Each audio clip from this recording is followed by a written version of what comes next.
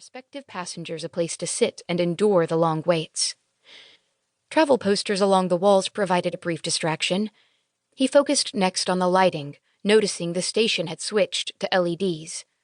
That distraction took a few seconds, so Troy switched his attention to the station in general. The facility looked clean, so someone must be doing their job regularly, or the place wasn't used much. Probably the latter. Germs. Troy flinched, pulling his hand away from the bench. Clean or not, germs still existed, which gave him something else to worry about.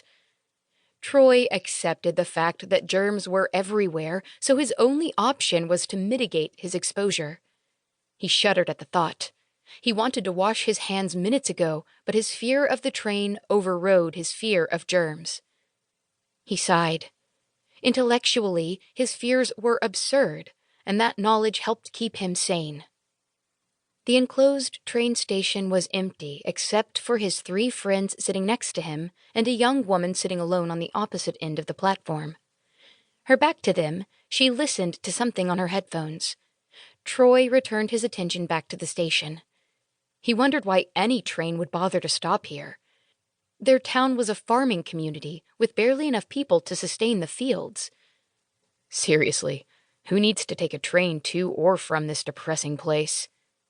Someone tapped on Troy's arm. "Hey, bro, are you listening to me?" Chance crossed his arms. Troy resisted the urge to shake his head to clear his thoughts. "To you? Do I really have to answer that question?" Troy laughed. "Hell, brother, you know you keep a notebook full of my pearls of wisdom," Chance volleyed back. "You've been listening to Jeff too much. But to answer your question, yes, I do listen. I'm recording them in a book I'm writing on what not to say under any circumstances. It's called A Fool and His Mouth. Kiss my ass!" Chance flipped him off. They all laughed again. One of the blondest people Troy had ever met, Chance wasn't an albino, but Chance's hair was white with hints of amber. His square jaw and perfect teeth accented his muscular frame. The girls found him attractive, but Troy couldn't see why. Chance dressed casually in a dark blue t-shirt and worn tennis shoes. He reeked of aftershave that always nauseated Troy. Chance loved to test his strength and wit against others, which was constant and annoying, but at least he kept things interesting. Chance liked to drink, too, which could go good or bad, depending on his mood. "Jeff, when's our train due?" Troy wanted to change the subject and hoped to divert Chance's attention to someone else. "Bro, you asked me that 10 minutes ago," Jeff replied. "It'll be here in 15 minutes. Troy and his friends were all in their late teens, with Jeff being the oldest. Jeff's dark hair and mustache matched his black jeans. His blue eyes had a slight hazel outline around the irises. Jeff's shirt displayed a rock band logo Troy didn't recognize.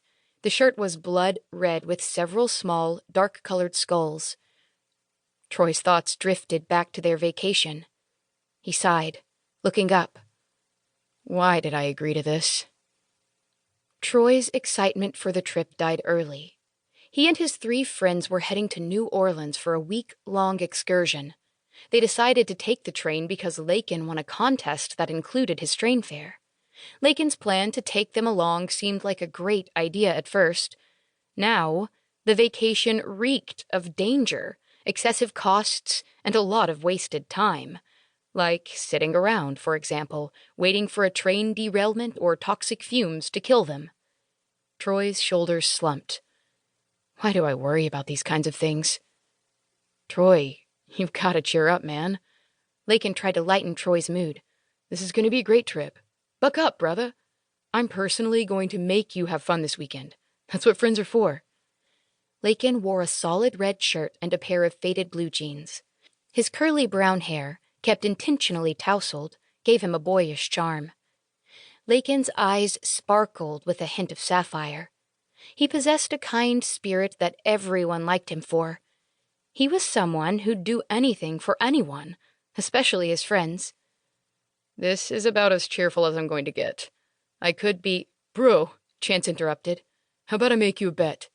Troy winced. What now, Mr. Wisdom? Chance slid closer to him, forcing Troy to resist the urge to inch away. Chance lowered